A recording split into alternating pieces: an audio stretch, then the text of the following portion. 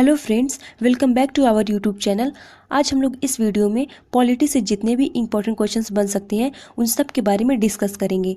तो चलिए स्टार्ट करते हैं। पहला क्वेश्चन हमारा क्या है, प्रेस की स्वतंत्रता किस अधिकार में निहित है? तो यह जो है भाषण स्वतंत्र यानी फ्रीडम ऑफ स्पीच है। और हम लोग को ध्यान में रखना चाहिए कि इसकी चर्चा कौन से आर्टिकल में की गई है। तो आर्टिकल 19 में जो है इसकी चर्चा की गई है और इसको जो है बैकबोन ऑफ कॉन्स्टिट्यूशन कहा जाता है। और इसमें क्या कहा गया है, अभिव्यक्ति आप एक्सप्रेस कर सकते हैं, बोलने, मौन रहने, मीडिया, इन सब की जो है इसमें चर्चा है। और आप सभा असेंबली कर सकते हैं और संगठन एसोसिएशन कर सकते हैं। संचरण कहीं पे भी आप घूम सकते हैं। निवास या बसना कहीं पे भी आप निवास कर सकते हैं, बस सकते हैं। आप कहीं पे जाके व्यापार कर सकते हैं। तो इन सब की चर्चा जो है इसमें की गई है। तो ये बहुत ही आर्टिकल 19 जो है बहुत ही ज़्यादा इंपॉर्टेंट है। इसको जो है बैकबोन ऑफ कॉन्स्टिट्यूशन कहा जाता है। तो इसको हम लोग को ध्यान में रखना है। नेक्स्ट क्वेश्चन हमारा क्या है, वर्गीकृत करने का अधिकार क्या है? यह जो है केंद्र और राज्यों के बीच संबंध। तो हम लोग को पता होना चाहिए कि केंद्र और राज्यों का के बीच जो संबंध है यानी कि सेंट्रल और स्टेट रिलेशन की चर्चा जो है किस में की गई है? तो इसकी चर्चा जो है पार्ट 11 में संविधान के 256 से 263 अनुच्छेद तक इसकी चर्चा की गई है। तो बहुत ही इंपॉर्टेंट है और इसको ध्यान में रखना है। और हमारा नेक्स्ट क्वेश्चन क्या है, लोकसभा के महासचिव की नियुक्ति कौन करता है? तो इसकी नियुक्ति जो है अध्यक्ष करते हैं। और हमारा नेक्स्ट क्वेश्चन क्या है, निम्न में से किसकी अध्यक्षता असदस्य यानी नॉन मेंबर द्वारा की जाती है? तो किसकी जो है राज्यसभा की। और राज्यसभा की चर्चा कौन से आर्टिकल में की गई है? तो आर्टिकल 81 में जो है राज्यसभा की चर्चा की गई है।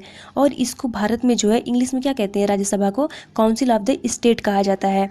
और राज्यसभा को जो है यूके में हाउस ऑफ लॉर्ड कहा जाता है और यूएस में राज्यसभा को जो है सीनेट कहा जाता है। तो बहुत ही ज़्यादा इंपॉर्टेंट है क्योंकि ये अक्सर पूछता है कि अमेरिका में इसको क्या कहा जाता है, यूके में इसको क्या कहा जाता है। तो ये आप लोग इसको ध्यान में रखना।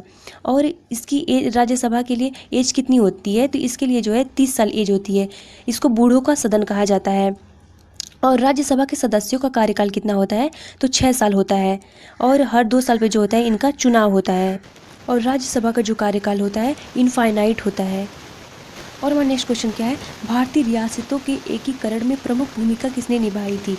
तो किसने? वल्लभ भाई पटेल और बीपी मेनन ने। और हमारा नेक्स्ट क्वेश्चन क्या है, भारतीय संसद द्वारा विश्व संसदीय प्रणालियों में कौन सी अभिनव चर्चा प्रक्रिया समाविष्ट की गई है? तो कौन सी जो है? शून्यकाल। और जो हमारा संसद होता है, संसद के जो होता है 4 काल होते हैं। कौन सा? एक होता है प्रश्नकाल, और दूसरा हमारा होता है शून्यकाल, और तीसरा जो होता है लंच का टाइम होता है, और चौथा जो होता है विधेयक या प्रस्ताव होता है। और जो हमारा शून्यकाल होता है इसमें कोई भी रूल नहीं लगता है। और जो हमारा प्रश्नकाल होता है इसमें क्वेश्चन पूछने से 10 दिन पहले जो है महासचिव को सूचना देना पड़ता है। तो बहुत ही ज़्यादा इंपॉर्टेंट है और हम लोग को ध्यान में रखना है।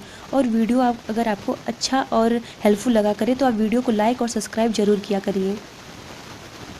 और हमारा नेक्स्ट क्वेश्चन क्या है, निम्नलिखित में से कौन से अनुच्छेद में समता के अधिकार यानी इक्वलिटी बिफोर लॉ का प्रावधान है? तो कौन से अनुच्छेद में? आर्टिकल 14 में। और आर्टिकल 14 में जो है इसकी चर्चा की गई है। और हमारा जो है कानून के समक्ष समानता, ये इस कौन से संविधान से लाया गया है? तो यह जो यूके के संविधान से लाया गया है और हम लोग जो है इसे 20% फॉलो करते हैं। और हमारा जो है कानून के समान संरक्षण यानी ईपीएल की जो है हम लोग कहाँ से लाए हैं? यूएसए से लाए हैं। और हम लोग इसका जो है 80% फॉलो करते हैं। तो हम लोग को ध्यान में रखना है। और हमारा नेक्स्ट क्वेश्चन क्या है, भारत का प्रधानमंत्री बनने के लिए अपेक्षित न्यूनतम आयु है? तो कितनी है? 25 वर्ष। और हमारा जो है पीएम की चर्चा कौन से आर्टिकल में की गई है? तो आर्टिकल 74 में जो है प्राइम मिनिस्टर की चर्चा की गई है। और जब एक कैबिनेट मंत्री या जब एक कैबिनेट मंत्री जो है दो मंत्रालय को देखता है या जब एक मंत्रालय खाली हो जाता है तो उसको जो है पीएमओ को दे दिया जाता है। तो ये हम लोग को ध्यान में रखना है। और हमारा नेक्स्ट क्वेश्चन क्या है, राज्यसभा के सदस्य के चुनाव की कौन सी विधि है? तो कौन सी विधि है? एकल संक्रमणीय मत प्रणाली है। और राज्यसभा की चर्चा जो है आर्टिकल 80 में की गई है। और हम लोग को ध्यान में रखना चाहिए कि मैक्सिमम जो है राज्यसभा में कितने सदस्य हो सकते हैं? 250। और वर्तमान में जो कितने सदस्य हैं? 245 सदस्य जो है वर्तमान में हैं। और राज्यसभा का अधिकारी कौन कौन होता है? तो सभापति और उपसभापति जो है राज्यसभा का अधिकारी होता है। तो ये भी हम लोग को ध्यान में रखना है। और हमारा नेक्स्ट क्वेश्चन क्या है, संसद के संयुक्त सत्र का संचालन कौन करता है? तो कौन करता है? लोकसभा अध्यक्ष करता है। और इसकी चर्चा जो है आर्टिकल 81 में की गई है। और वर्तमान में लोकसभा के अध्यक्ष कौन है? तो ओम बिरला जो है वर्तमान में लोकसभा के अध्यक्ष हैं। और हमारा नेक्स्ट क्वेश्चन क्या है, लोकसभा के 2 सत्रों के बीच का रिक्त समय निम्नलिखित में से अधिक नहीं हो सकता? तो किसे 6 माह से जो है अधिक नहीं हो सकता।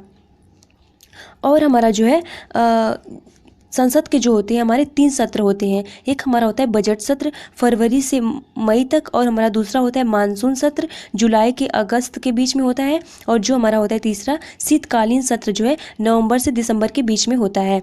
और संसद के सत्र की चर्चा कौन से आर्टिकल में की गई है? तो संसद के सत्र की चर्चा जो है आर्टिकल 85 में की गई है। और हमारा जो है मानसून सत्र में ही जो है धारा 370 को ख़त्म किया गया था।